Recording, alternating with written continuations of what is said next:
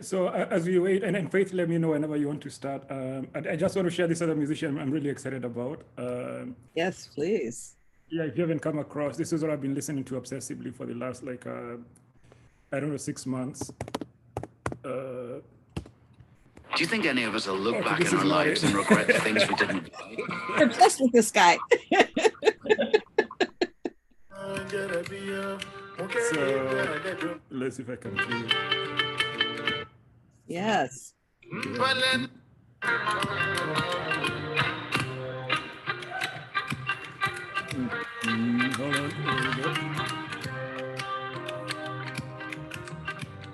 Yep. Oh my God, I love him.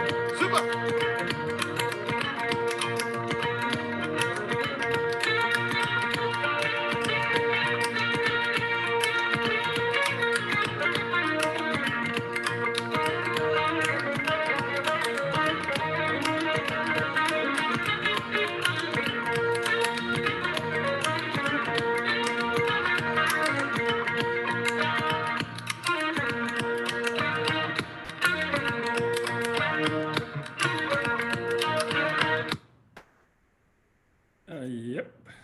Woo! Right. That was wonderful. Oh my gosh, what a great way to start. Thank you so much for that, Mũkoma, and happy birthday. No, thank you. And thank you for having me actually on my birthday. I mean, no, I mean, I couldn't have a better birthday present than to talk about my own writing. You know, the ego. We will pump you up. Yeah, I should mention my background. I mean, I just arrived actually from Ithaca because I'm here for the Penn Awards because I'm picking up an award. Me and my siblings are picking up an award for my dad. Oh yeah. Congratulations. Yeah, so that's why I have this background. I literally got into the room like 20 minutes ago. So. Oh my goodness. Yep. Wow, you're so lovely to share this time with us. Thank you so much. It's so great to see you after all this time. I know it's been a while. We're talking about Madison, right? Madison. It was Madison. And meanwhile, you've just seemed to publish a book every year since then. So I'm just filled with shame. No, it's different translations. Or the same book. No. No, it's really amazing. And congratulations to your dad. Please send him my best. No, I will. I definitely will. Yeah. Really lovely. Okay, well, welcome everybody on this beautiful day, last day of Black History Month, our honored guest's birthday. It's Black Joy Parade, which I hope you'll go to after this, once we get you all pumped up. And I'm going to hand it over to Nia to do the administrivia before we get started.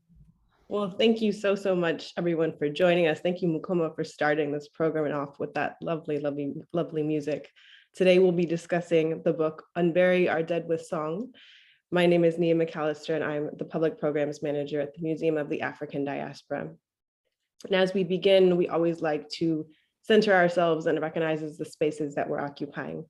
Though we're gathered virtually, I want to acknowledge that all non-native people to this land are descendant from settler occupiers or those forcibly brought to this continent. Moad occupies the unceded land of the Ramaytush Ohlone people, and we pay our respects to the Ohlone people and their elders, both past and present, who've stewarded this land throughout the generations. We encourage everyone to learn more about the native lands that you occupy by visiting nativeland.ca. That's a resource that we'll share in the chat as well. Moad is so fortunate to have partnered with our host, Faith Adiele, and who is the co-founder of African Book Club since fall of 2019. Time truly is flying, but it's so wonderful that in the last couple of years, we've been able to take this program virtually and very often have our authors join us. And so today is one of those lucky days where we have author Mũkoma Wa Ngũgĩ, who will be joining us for the discussion. So the first 45 minutes or so of this conversation, Faith will be in conversation directly with Mũkoma. And so we encourage you, if you have questions, to please share them in the chat, and Faith will moderate those for us. And then towards the end of the program, we'll have an open dialogue where we can get into the conversation. And during that time, we encourage everyone to share and contribute to the conversation, but please do be mindful and let everyone have a chance to share before sharing twice. And we do have one caveat in our African book clubs, is where we do often talk about the ending of the book. So for those who may still be in the reading process, just know there might be some spoilers. And with that, I would like to pass it off to Faith to get this conversation going. Thank you. Thank you so much, Nia. Thank you, Elizabeth, Moad. Thanks to all our regulars. Yeva, I'm talking about you, and all the others, and to folks who are here for the first time. And of course, to the birthday boy, Mũkoma. Do you have a hard time stop, Mũkoma? I just want to be no, I would say maybe I can do like an hour, because I'm literally in Times Square, so I have to go out. We won't. But I'm open. Yeah, depending on how the conversation goes, we can go longer. I mean, it's up to you guys as well. And if it sucks, you can be like, I'm out. Yeah, I'm like, because my sister's in Just like, I forgot. I have a thing. Yeah. Yeah. So, but I would say about an hour. So maybe talk for a while and then, be in conversation and then. Wonderful. Okay, great. So I just want to give you, since you're here, I want to give you some props so everybody knows how fortunate we are to have you here. You are a poet, an author, a literary scholar, an associate professor at English at Cornell University, where you are founder of the Mabati Cornell Kiswahili Prize for African Literature and co-director of the Global South Project. Unbury Our Dead with Song is your fourth novel. You've also penned 2 books of poetry and 2 nonfiction titles, including The Rise of the African Novel, which I will want to be speaking about. You were named one of New Africa's 100 most influential Africans. You have been shortlisted for both the Kane Prize and the Penguin Prize for African Literature, and you are a son of international literary giant Ngũgĩ wa Thiong'o. So we're so glad to have you here. And this book is clearly a love letter to African music. And I was hoping you would read a little bit from it because the music writing is so stunning in this piece, in this book. Yeah, so, okay, so maybe I should begin by telling the story about how I came to the Tizita, right? Because I'm Sure. I'm from Kenya, that was born in the US, right? So how does a dude, who was born in Evanston, Illinois, and then grew up in Kenya, then came back, how does he end up writing about Ethiopian music? And when I lived in Boston, I met this group of dynamic young Africans, at least that's what we thought we were, right? And we were young and dynamic then in the early 2000s. Now we're just older. No, but anyway, yeah, so, and you would have parties, right? And it was like a Pan-African group. And okay, so earlier what I was thinking is, first, thank you, for having this book in this space of where African diaspora is the norm and standard, right? Because it really is a book born of the diaspora, right? And my experiences and so on and so forth.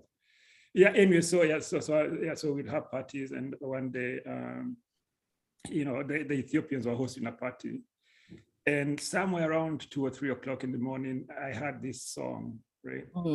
And it just gripped me, and I couldn't get it off my mind, but then I could never find it again, and I bothered all my hosts. I'm like, well, the Ethiopian guys, like, where is this song? Where is this song? And so on and so forth. But we could never find it until I was applying for a job here at Cornell, right? Where it happened, it was just coincidental. It happened that one of my colleagues had written an essay about James Baldwin in relation to the Tizita. And of course, when I read that essay, I was like, yep. Yeah, so then I was able to find the music and somehow hear echoes of that falling in love with the song, the first time. Yeah, so it follows. So the main character, John Manfredi, is really following that search, like what you get this first sound, right? You fall in love with it, and then for him, he's fortunate enough to be able to follow the musicians to Ethiopia and so on and so forth. But in this particular scene, the one that I want to read, this is at the beginning. The Tizita musicians are on stage to compete. But then, of course, the point about the Tizita, there is always failure, right? Because you can't compete, right? You can't compete, but yet they want to, right? Yeah. So then how do they as musicians respond, to I don't want to call it failure, but let me call it that for now, and then maybe I'll find a word later, right? All right, so now they're on stage. The setting is, okay, you've read the book actually. Okay, so I'm just going to read it. Okay. All right, on stage, the musicians were enjoying themselves too much and they left us behind. And by the time we caught up, it was to find Miriam playing the accordion, looking so slight and bent forward that I worried about her. But she was at it, pulling, ebbing and letting her a gentle church organ sounding song, the accordion lungs expanding and contracting gently, breathing in and out of layered prayers. She was swaying side to side, dipping in and out, lifting one foot in and out, wading out of the river of this Tizita that as yet had no words. She stomped her feet, ran her right hand against her left on the accordion to create confused, upside down rainbows of sound, and then a caesura. The silence transfixed the drunkards, gamblers, slummers, and the believers in place. The silence, sorry.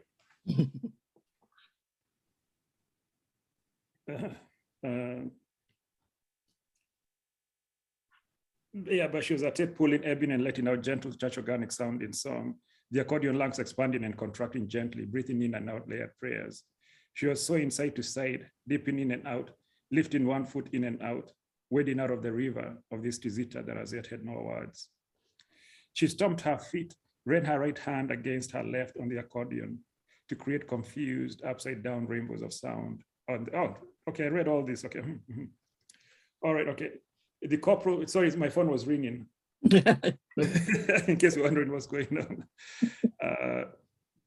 All right, so I'm just gonna pick up with the corporal. The corporal with the Masonko came in and bowed a long, devilish, trembling bass, low and threatening. But the Taliban man was not going to have us threatened, and his guitar with its clean, thin sound, note for note, came in. Miriam stomped her feet again, and silence reigned once again.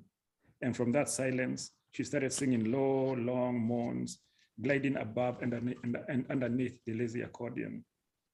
The Taliban man's guitar was getting more urgent, while the diva on the piano was furious, and the corporal on his devilish Masenko held everything together. Then the corporal left his post and came in with a low buzzing sound of the Masenko, moaning that was amplified by the slow wail of the accordion as Miriam pulled it apart. Her voice with a contained rasp came in once again. The Taliban man did a violent lead solo. The diva's piano jumped into the fray, playing peaceful but sharp, short, determined notes that threatened to undermine the Taliban man's work. They went on for a while as we clapped and cheered and clapped the beat. They played on, helping each other up when one of them faltered with the beat and timing. A few minutes into the jam, Miriam looked at the Taliban man and he slowed down his syncopated guitar playing, and the others followed suit. Silence, save for the low hum buzz of the Masenko and the sound of the accordion slowly running out of air. She winked at me. This once, she said in English, and then she bent her voice low and joined Masenko. When I dream of happy days, O Tizita, wake me so I can find you once again. I fear so much that you too will leave me and I'll forget this pain that carries my love.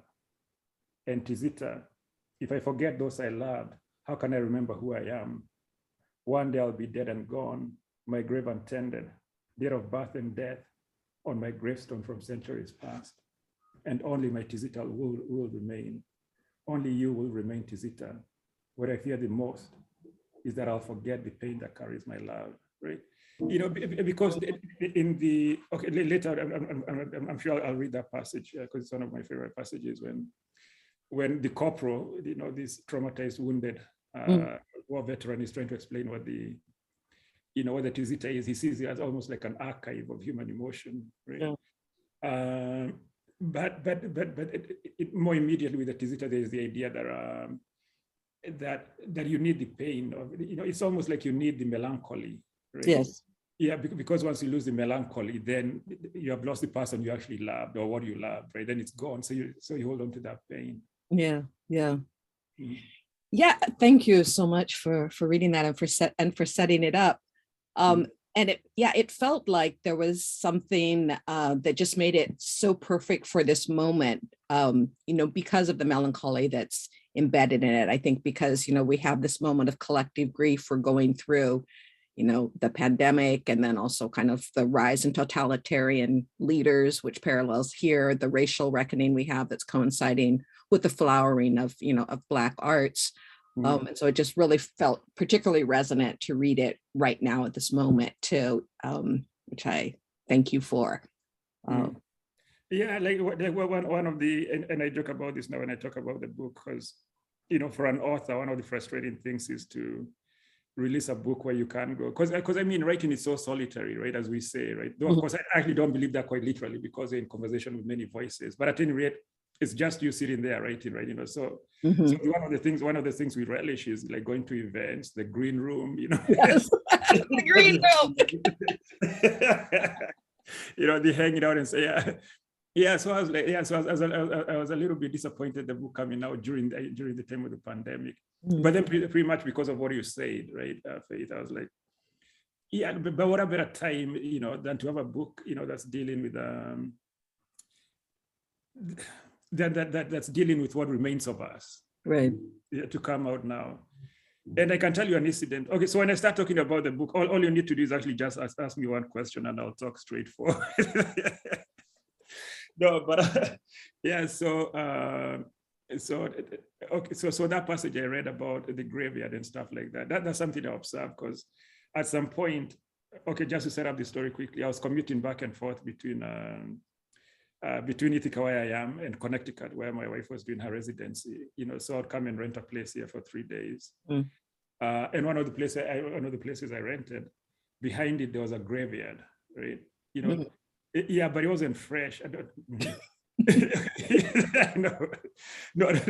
No, but you know what I mean. Like it was from because I started observing the dates on the tombstones, right? It was from the 1800s, 1700s. Then the idea that indeed, no matter what we think, right? I mean that we just end up in unmarked graves. And for me, it was the same feeling of going to Berlin finally. Finding the Berlin Wall, they have left these little bricks, right? So all these things we hold, they become unmarked and so on and so forth. So, yeah, so even if our times for the pandemic, what is it about? How do we carry forward, right? Knowing very, very well that's where we'll end up. And I think then the Tizita for me then becomes the sound that carries us forward. The sound that carries us forward. I love that. Then I'm really interested in the idea of, well, as a memoirist, I'm really interested in the idea of nostalgia and memory, and also in journeys. And it's, there's so many journeys in this. You reference the, kind of impetus for Manfredi, who hears this music, well, for yourself, which is in parallel, paralleled by the protagonist to, follow this journey. And we also see him like returning to the continent and realizing he's seen it through Western eyes. We have the journey of following the music, and then even the description of the Tizita or the Asmari as someone who has had to live a life of wandering. And so I was just wondering how much of the kind of rules and subject matter of the Tizita actually inform the plot. Oh yeah, that's a really good question. So I mean, okay, so part of it could just be, okay, there's so many stories here intertwined, right? So the first one would be, okay, so in the novel you have the, not the ABC, the Charles River Pub, right? Yeah. So in real life, the Charles River Pub existed. I mean, it's a work of fiction for sure. But I like to nail things on on concrete stuff, right? All right. So the Charles River Pub was this hole in a wall in Boston where me and my friend, because at that point we're graduate students, so we are perpetually broke. Yeah, but they had cheap beer, right? So we used to call it pre-gaming back then. I don't know what the kids call it now. Yeah, so we'd go there to pre-game, but it was an interesting space because it was a place where you had. It was a place of Ethiopian and Eritrean exiles, really, right? Where they, they are all veterans, sort of, or immigrants and stuff like that, right? So, but with my friend, we are Kenyans. You could argue it was like a sort of underbelly of the, of the Afropolitan, of the Afropolitan, fast-moving cosmopolitan Africans, right? So. Yeah, so but we'd go there, and then the war between Ethiopia and Eritrea began, right? This is in the 2000s. And it was interesting for us to watch now with my Kenyan friend, to watch the shift happening within. It's a little space, right? Where the division then, people who normally would have been chilling, drinking beer, playing kino, right? They were not talking to each other, right? They would just be in their own huddle in their own corners, right? So and that sort of that sort of journeying into, I don't even like a journeying into nationalistic enclaves has always interested me, right? So that's one, right? Like what leads, you know, and then of course the Kenyan violence broke out in 2007, and the Kenyans did the same thing, right? You know, where I used to hang out, they broke into their own, you know, little groups. The other story that interests me, and this is how I framed Manfredi. So for me, I come from I don't know, to put it badly, the self-righteous side of Kenyan politics, right? You know, my dad was thrown into detention. He was exiled. I mean, we used to get police raids, you know, so it's essentially from the political side of resistance, right? Yes. Yeah, but one day I ran into this woman whose father had been was part of the chain responsible for throwing my dad into detention. Oh, wow. Yeah. And what I remember from that encounter is the amount of guilt she had, right? And so of course it wasn't her, it's her parents, right? And we can say that, well, it's her parents and so on and so forth, you know, but she was feeling this level of personal guilt. It made me wonder, okay, well, for us, we've been, I don't know, getting police raids and threatening phone calls and getting attacked and so on and so forth. What are the kids, you know, my age mates on the other side thinking, right? So John Manfredi is based on that sort of, that's his journey, right? He has this level of guilt because of his parents' participation in the dictatorship. He can see, but he can't see now. So part of him is to reconcile with that and then find a different path. You know, and yeah, okay, like I said, just one question. Okay, I'll say something and I'll stop. No, this is great. Yes. So what I do and about the characters, you know, is whether I find them self-actualized in ways, you know, that of course I'm not, you know, or you know, my generation is not, right? And I think for them it's because, you know, of the Tizita, right? Because the Tizita will tell you the truth of, not necessarily the truth in terms of facts, you know, but you can't hide. Right, you can't hide in the Tizita. Okay, that's fascinating. Huh? You kind of answered a question I hadn't even asked yet, which was about Manfredi. Because just in general, one of the things that I appreciate about your writing is there's often a character who's African and American, or who makes a journey from one continent to the other. Which, you know, I relate to as a New World African, and I assume that, you know, fits into your background as well that you've referenced. And I wondered about the choice of choosing someone who, you know, comes from this ruling class and whose parents were literally in bed with the dictator, which is so opposed to the role that your father played. And so I was wondering how you went about humanizing these characters, and then what that challenge did for you, I think, personally. Yeah, so I think the encounter with my friend, the one from the other side, to put it badly, you know, that was 1990 something, like 1995, right? So there must have been something about that encounter, you know, that stayed with me and made me want to understand, yeah, that journey as well, you know, because I mean we are age mates, right? Okay. Yeah, but it's complicated as well, right? You know, because you'd have to go back into Frantz Fanon, right? And the argument that also, you know, the oppressed also want to be the oppressed. It's not like, okay, it's not like in high school, you know, they'll come with their shiny things, they'll get dropped off their Mercedes Benzes, you know. You know, while my dad is in jail, you know, so. Right. So it's not like there wasn't an element of envy and wanting as well, right? You know, right? Because Fanon argues that the problem with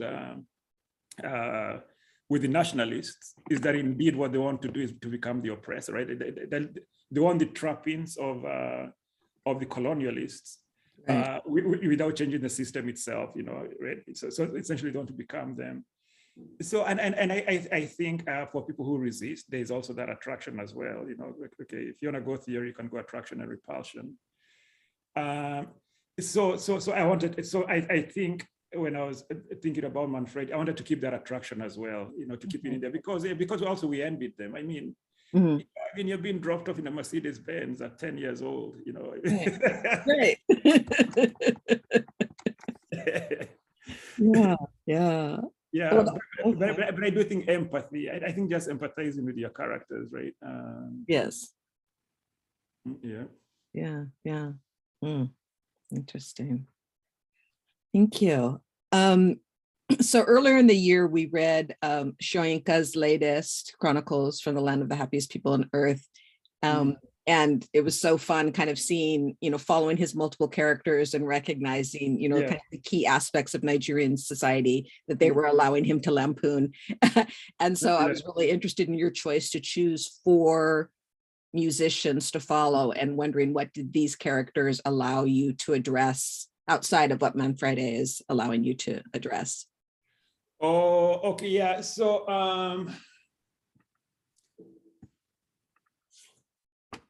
okay, so for Miriam, I think for Kidane and the Diva, right? I think I wanted to explore a character who is self-realized and self-actualized, right? But she does that by dividing herself. You know what I mean? But she's very, very clear about, that when I'm at home, I'm Kidane. Yeah. And I sing Kizito when I'm Kidane, right? And then I need and then this other and then the Diva. But really that idea comes from, okay, if you watch all these African-American musicians, right? Sometimes they go back to where, that, for example, Whitney Houston, you'll see her, okay, she passed away, but you see her on stage, like the Diva, right? Yeah. But then sometimes you can find footage of her in a church or in a small hole in a wall, just singing with her friends, right? That sort of duality. So I wanted to explore that. With the corporal, okay, the story is interesting to me, right? Okay, so certainly trauma, PTSD, because I mean, if you count of all the traumas we have inherited, right, that have never been resolved, right? You can start with slavery, colonialism, and so on and so forth. So he's a product of that unbroken chain, actually, of inherited traumas, right? And how does he deal with them? A friend of mine who's a musician was telling me the story about Sonny Boy Williamson. Yeah, Sonny Boy Williamson. So I'd actually seen the novel as it is, actually, as narrated to me, right? Where the Sonny Boy Williamson we know is the second one, right? But there was another Sonny Boy Williamson who came before him, right? But that idea of erasure, right? That sort of idea of erasure and really taking somebody's identity, right? And then I guess asking the reader, then what do you think of the corporal? The Taliban man, he's one of those characters I envy because it's a freedom I don't have and I didn't have when I was growing up. But for them, the idea of certainly they have a side to debauchery and so on and so forth. But for them, it's not debauchery, right? For them, it's they are friends. They are doing work. They are doing neoliberal work. I should add, right? Because none of them are trying to change society per se, right? They're doing neoliberal work. But they're good friends and they're moving. They're moving society forward and so on and so forth. So there are ways in which they're able to relate to each other freely. Miriam. Yeah, Miriam is okay. With Miriam, I was thinking, okay, what if my grandmother could sing, really? You know what I mean? Yeah, because part of it is also so my grandmother on my father's side, she used to take bullets to the Mau Mau, right? My uncle was part of my uncle, her son, right, direct son, because they came from a family of many. Was in the Mau Mau, right? And sometimes you'd hide bullets for him and so on and so forth, right? So okay, what if women like her could sing, right? Okay, what if they could sing the Kizita, right? Yeah, so it's an amalgamation of many things. But hopefully they took a life of their own. Yeah, which they should, which is lovely. Yeah. Interesting. But Kenya doesn't have an equivalent to the Tizita? Not really. Okay, so in okay, let me see if I can find it actually. So So in the coast of Kenya and also Tanzania, you have taarab music, right? Let me pull up one of the popular songs.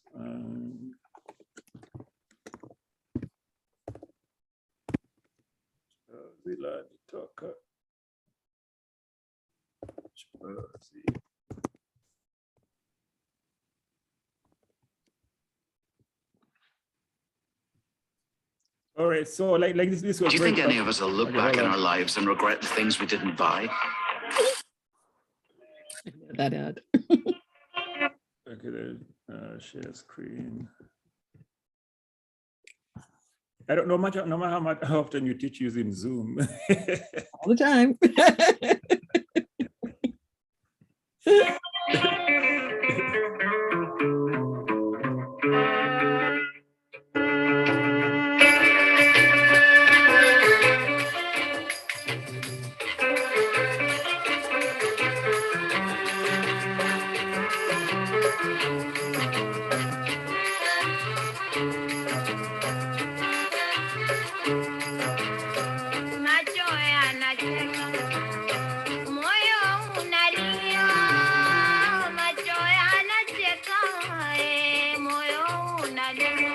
Yeah, so the lyrics are the mouth is smiling or the mouth is laughing, you know, but my soul or my heart is crying, right? You know, so it does go back to that idea of nostalgia, you know, that we associate with the Tizita. Right.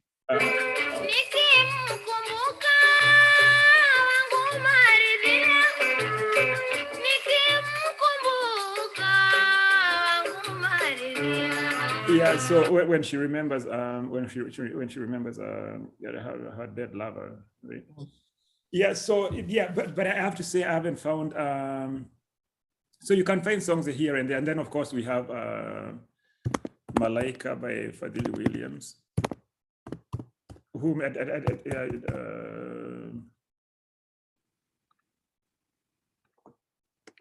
so just a quick.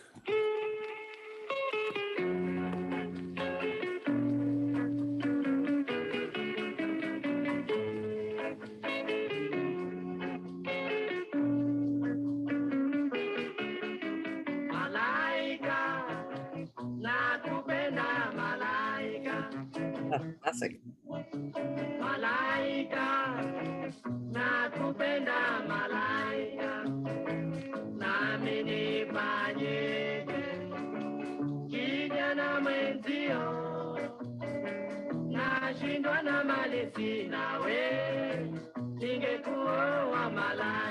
Yeah, so it's been covered by so many people, including Miriam Makeba, Michael Jackson, and so on and so forth, right? So you can find, you know, so you can find songs here and there. But what's different about the Tizita? Sometimes I think of it as a sonnet. It's a form, right? It's a form, and this is from listening to the music over and over again. What I discovered was that the Tizita isn't about showing up. Okay, so let me maybe finish about the form, right? It's a form. Yeah, you have to talk about nostalgia, you know, love. But I think even the musicians know they are tapping into the longer archive. So, and maybe I should read that passage after this. Yeah. So, but I think of it more like it's a form. It's one song, right? That then you have interpretations over generations and generations and over generations. So it's both form and song, maybe. Mm-hmm. Okay, so okay, let me get okay. Yeah. What time is it? Because I don't use up all the time. All right, so all right, so okay, if you played Malaika in Kenya late at night, mm-hmm. you know, couples will get on the dance floor, right? Yes. And same thing if you play Chozilani Toka, right? When I was in Ethiopia, one of the main Tizita musicians called Madingo came to play. No, sorry, he was in the audience. He was just chilling, you know, having his brewski or whatever. And, you know, at some point, the band called him on stage. And this, again, 2 or 3 o'clock in the morning. And he got on stage, right, and started singing his Tizita. Everybody left the dance floor. And everybody just sat down and listened, right? This is a club that was rowdy. People just sat down and listened because it's at some point, I keep saying that, like, I've written a novel about all this, and I can't tell you exactly what the tizita is. I can tell you a story about trying to get some friends to tell me what the tizita is. Now I forget where I was going. Oh, I was going to read a passage. Yeah. So. But the thing about the tizita is you can't. It's not about showing off, right? It's not your Super Bowl, extravaganza where you can hit all sorts of notes, right? It's more about a humbling yourself, right? And I think even in that club, the reason why people sit down and listen is to listen to this humbling of. Wow. It's almost like this. Okay, fine. Part of it is you can hear your mortality. And if you can hear that, you better listen. All right, so this is a passage. So this is the corporal now. Which of you guys have read the book? But anyway, the corporal has gone to. No, Manfredi now is in Ethiopia following all the different artists, and now he's talking to the corporal. And he has gone essentially to each artist and asked, what's a tizita? So this is the corporal trying to explain, right? Because it is unknown, this is a tizita. Okay, yeah, so he says, sound is more than rhythm, sound is everything, the soul. And then Manfredi is like, the soul, isn't that a bit vague, right? And then he replies, the corporal, because it is unknown, we want to call it unknown because that is easy. Think about the first death. The tizita for me, is that sound of the first death, the recognition and the surprise and the realization. That first consciousness that realized it was going to be normal, and you wanted to leave a message in a bottle that becomes me and you. With the tizita, I can feel it, I know it, but I cannot speak it. So I sing the tizita because it will echo in your soul. Sound waves from yesterday meet in yours, and perhaps we shall understand something we do not have words for yet. All I can say is you can walk for a very long time and get where you're going, but all along, little bits of yourself are left along the way, and you get where you're going, and there is no going back without stepping on yourself, and there is no going forward without eventually tearing yourself, your entrails out of your body. The tizita is that impossibility. I am dead and buried, and I'm alive and well at the same time. When I sing it, I know what it is, even though when I stop, I cannot explain it and understand with no words, only sound. Let me put it this way. Historians record history, and even though they are competing versions, it is there on paper. In science, each new discovery and invention is directly tied to the previous one, an archive that is also new. But human emotion, feeling, where is the archive? Philosophy and psychology explain. But where is the archive that we can visit to learn about the first human being? But where is the archive that we can visit to learn about what the first human being felt on first experience in love, or the tragedy of losing a loved one? The first parent to bury their child. We fall in love and it feels like it's for the first time. We assume the emotion of love does not contain the archive of past loves from generation to generation, all the way back to that living thing that first briefly granted, I see, I love.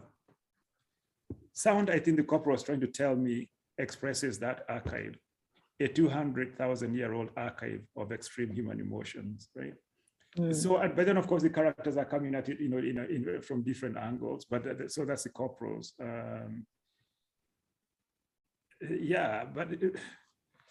Okay, I'm talking too much, but it's your birthday. You can do what you want. So okay, let me tell you a final story. Then maybe we can do the Q&A. So I discovered my colleague here, blah blah blah. James Baldwin tizita. So eventually, and I've been listening to this song quite often.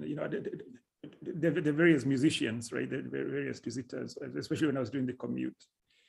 And I can tell you that moment when I first heard the tizita, right? I was driving, right? And then I lost the need to understand the words, right?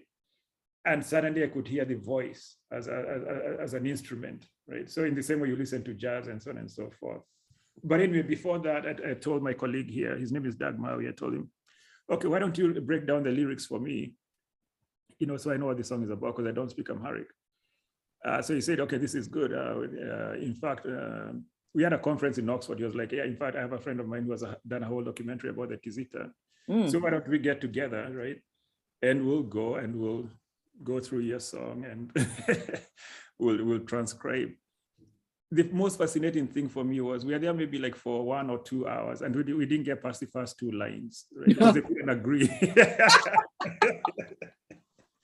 Yeah, so it was the craziest thing. Yeah, they couldn't agree, right? They couldn't agree on the translations, right? Yeah, so I think for me that's when I also lost. That's when I stopped trying to find the meaning of the exact words and just listen. Interesting. Beautiful. Thank you. Yeah. Well, I have plenty of other questions for you, but we have questions from the audience as well. I know Michelle and Nia both have questions, so maybe you want to unmute and ask those.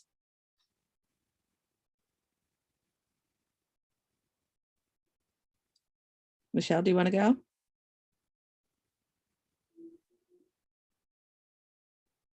Okay, Nia, why don't you start? Okay. Hi, sorry, I just ran into 2 friends of mine.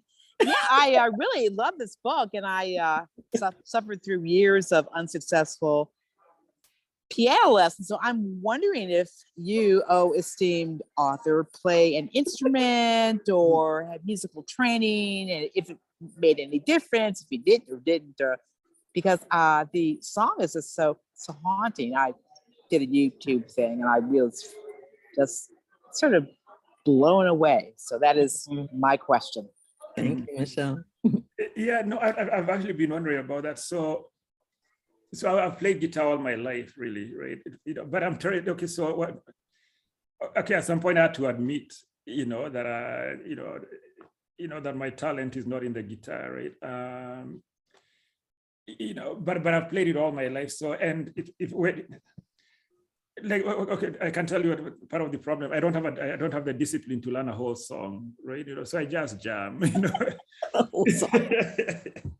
Yeah. So, but I do think it helps, because sometimes when you're jamming, you can get into that zone where now you can, okay, the so-called zone where you can hear this song, right? You're playing.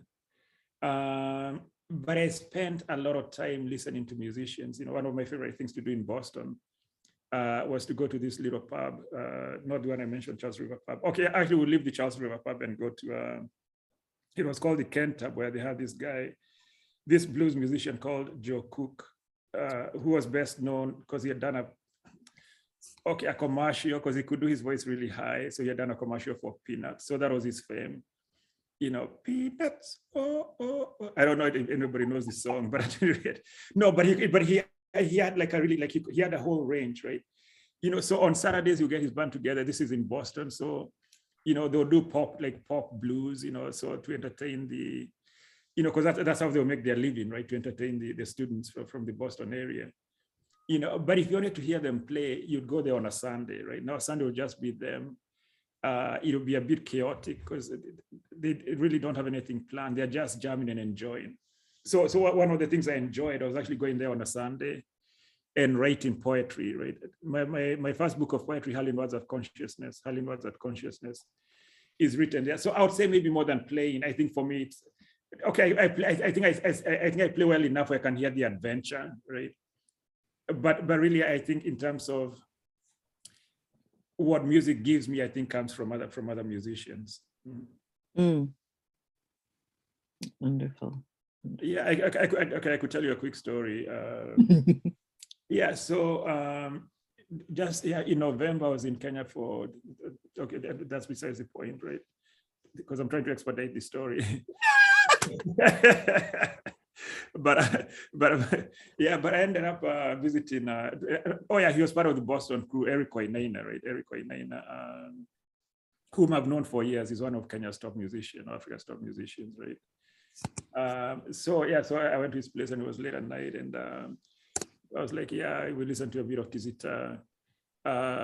Okay, Faith, that's true. I'm gonna tell the whole story. That's true. Come on now.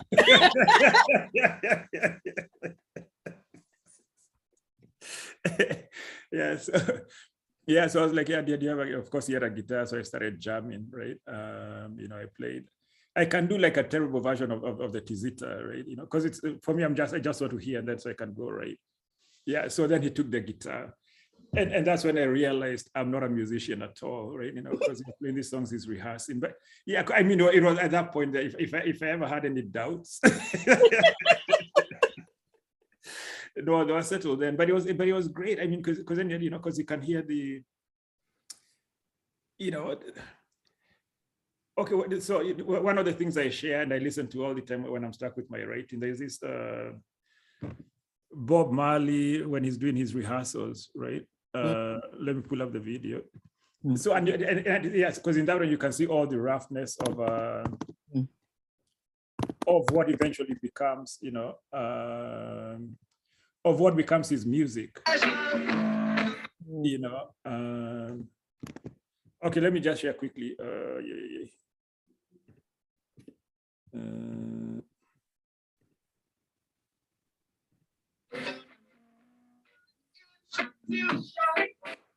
I used to pay $162 every month for my car insurance. Now, check out how much I'm paying. Yeah, I'm getting paid by them.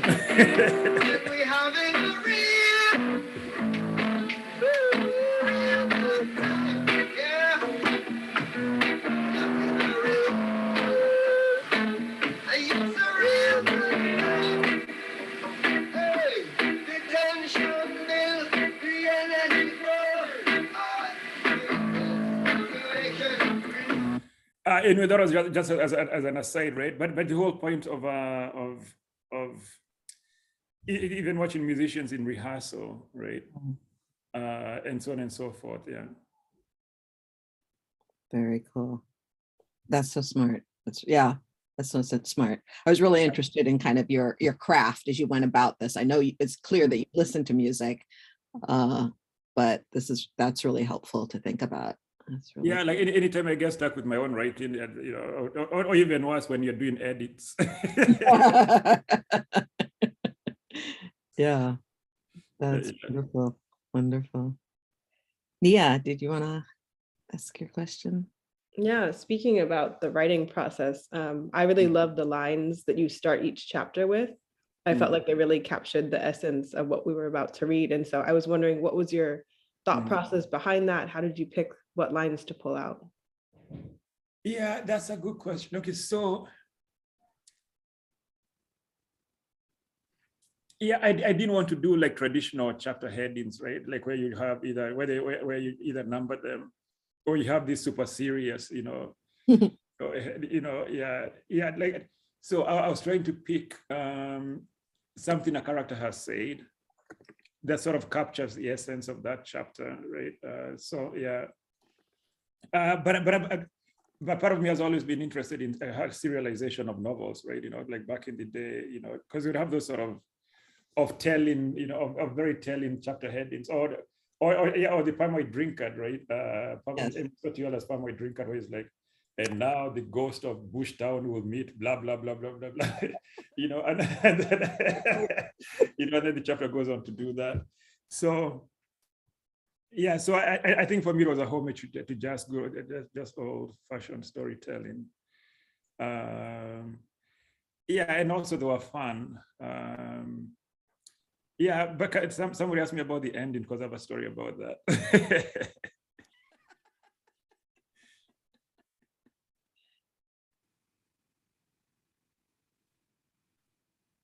Is someone trying? I thought it looks like Elizabeth is trying. Oh. Go ahead, Elizabeth, why don't you just ask?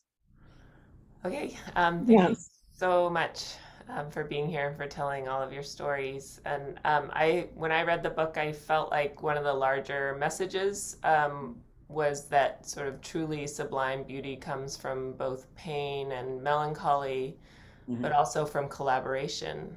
And so I'm wondering if that was a metaphor for you about politics or other social endeavors, human endeavors.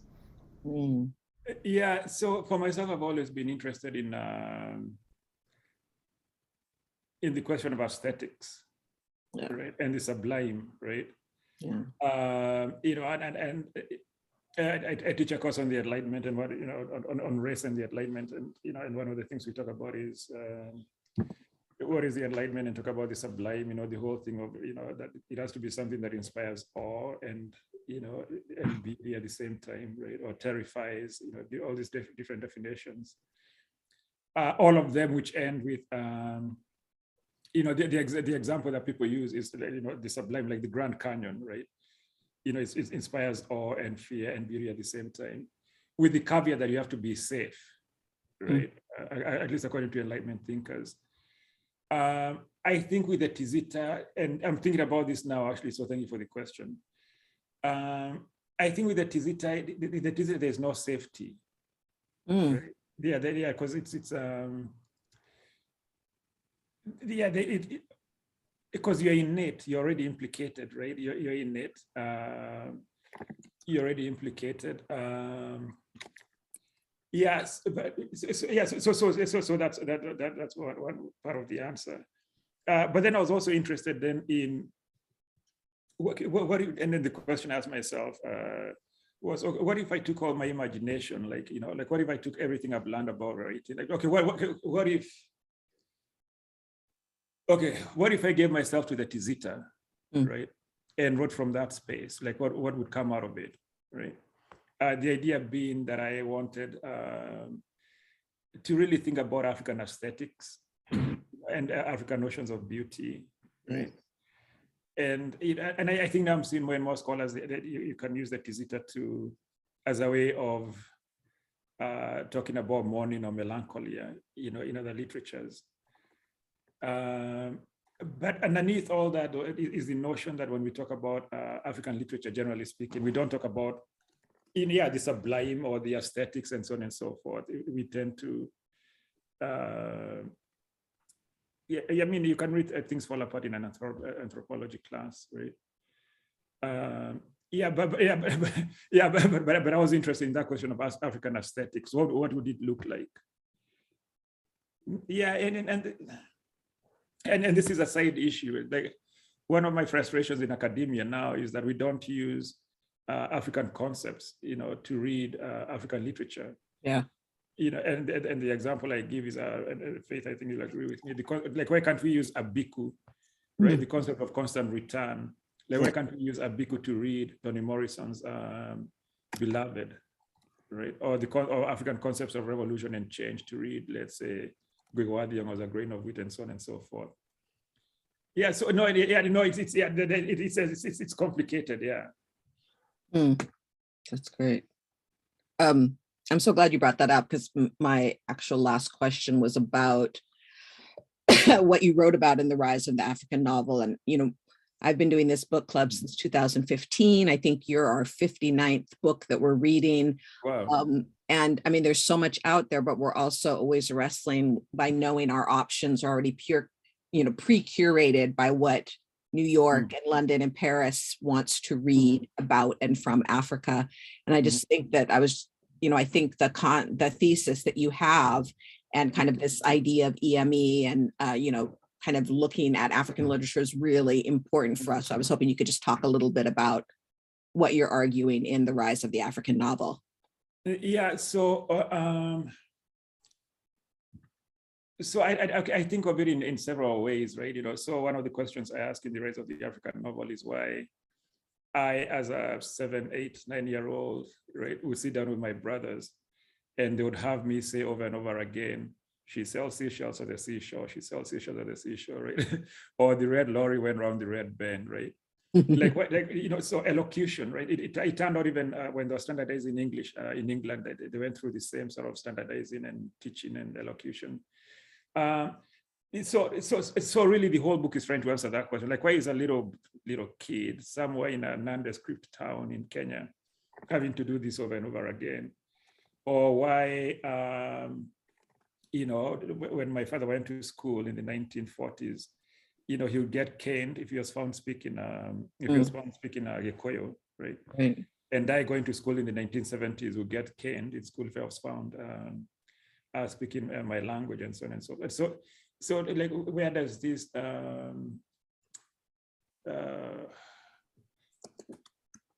where does this valorization of English come from? So that, and one of the answers then that I use in the book is the concept of the English metaphysical empire by a critical by Michael Beach, if I remember correctly now. And he was arguing that for the English, right, for a section of the English elite, writers and so on and so forth, they understood very, very early on that what they needed to do was to set up a metaphysical empire, as opposed to the physical empire, right? In fact, he goes on to argue that for them, they look down upon the idea of, of the material, so they wanted to set up a system, an empire that would be equal to or the envy of, let's say, Latin and French and so on and so forth, right? Okay, let me put it the other way around. Okay, when Chimamanda Adichie, is arguing English is her language, in a way, that's the fruit of people like Samuel Johnson and Thomas Sheridan, the guys who are arguing in the 1700s, let's standardize English and let's create an English metaphysical empire.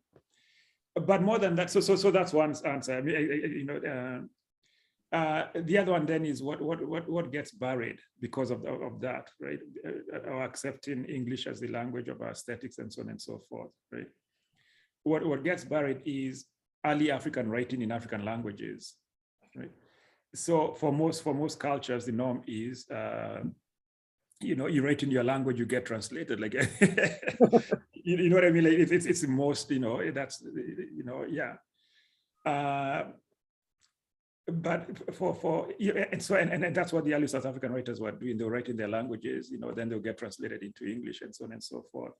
So, but they ended up getting buried, completely buried because by what I call the Makerere generation in the books, my dad's generation, the Achebe generation, who adopted the English only consensus for the novel. So that's the other one. Then what's the cost? And you can go back further. You can talk about early Afro-Arab literature from the 500s. You can talk about Amharic literature from the 1200s. You can talk about the Timbuktu manuscripts, right? So there's that question in terms of the literary tradition itself, what's being left out and at what cost. But for me as a writer, what's most painful, right, is the idea that I've been writing for, I don't know, 30, 40 years now. Okay, maybe 30 years. I've been writing for 30 years now, working from a truncated imagination, right? Meaning that my imagination begins in the 1950s, 1960s, right? If you think about what's a literary tradition, it should be assumed, right? I should be able to tap, even without wanting to, right? I should be able to tap into early South African writing because it's part of it, right? So what happens to my imagination when it's working from a false, okay, let me put it that way, from a false literary history? Because everybody assumes, that African literature begins with Achebe, right? Right. Yeah, so and then writers do the same thing, right? All their references, if you look at the writing produced by my generation of writers, all their references, what are they called? Intersexuality, right? They begin with Achebe, right? So what has been the cost? And for me, this is the most painful question. What has been the cost to my imagination? And I love my imagination. Like I don't want it to be messed with. Yeah. So I mean, that's the gist of it. Yeah. Yeah. That's fascinating. Thank you so much. Yeah. I want to check in on time because we have. Do you have time for two more things or? Yep. Mm-hmm. Okay, so we want to know the story of the ending, and then Yeva has a little thing for you. So. All right. Okay. So So this is. Okay. I don't know if I should volunteer this story because it puts me in a bad light. No. So between us and our YouTube followers. Yeah, so the original ending I had was, okay, you guys can decide about the ending, right? But the original ending I had was the diva, they do the final performance, right? And then the diva goes shopping, right? But then at some point in Kenya, there was a Al-Shabaab terrorist attack at a mall, right, where some writers died. So I was going to have her die there, right? And then the scene ends with Manfredi, talking with the husband and so on and so forth. But the publisher was like, why are you killing the woman? and then leave in men, telling her story, right? So we did a lot of back and forth, because I really love that ending. But but the more I thought about it, I was like, yeah, why does So I ended up scrapping the ending. But if someone wants to buy it, no, but because it's always interesting, the question of where we are writing from, right? So and I found that interesting for myself as well, that I hadn't seen that, of course. Wonderful. Thank you. Let's get some money for that. Okay, Yeva, do you want to help us say goodbye to Mũkoma? I want to say thank you so much, Mũkoma. My poem for today was written after your whole novel. I will not read it, but I write a poem every day.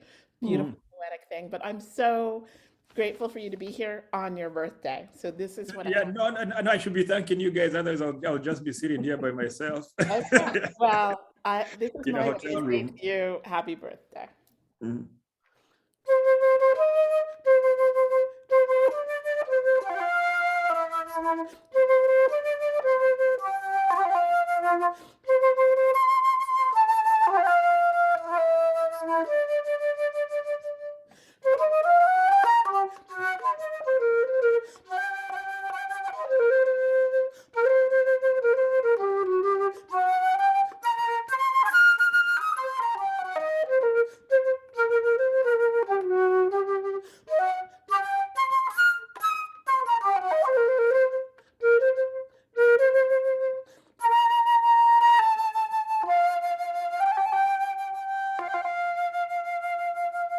Happy birthday. Thank you so much.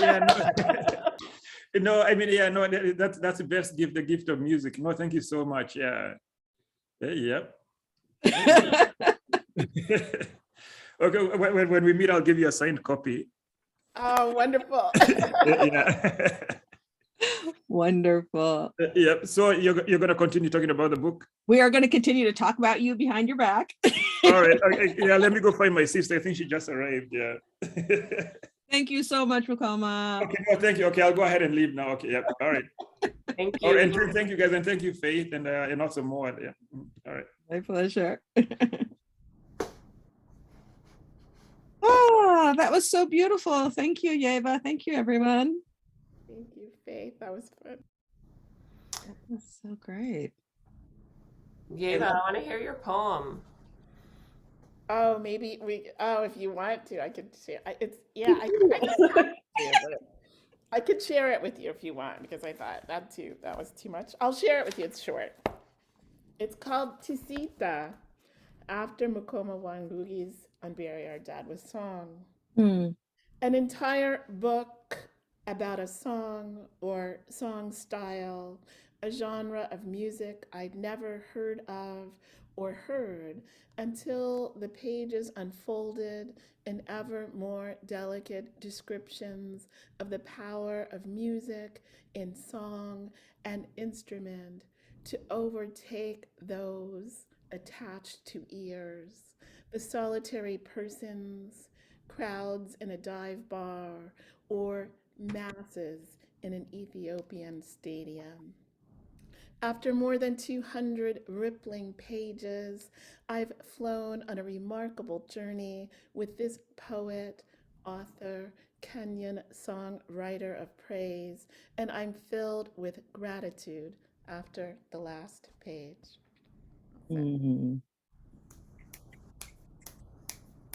Beautiful. This is just an art-filled day. So wonderful. Filled with music and poetry and great ideas. Thank you.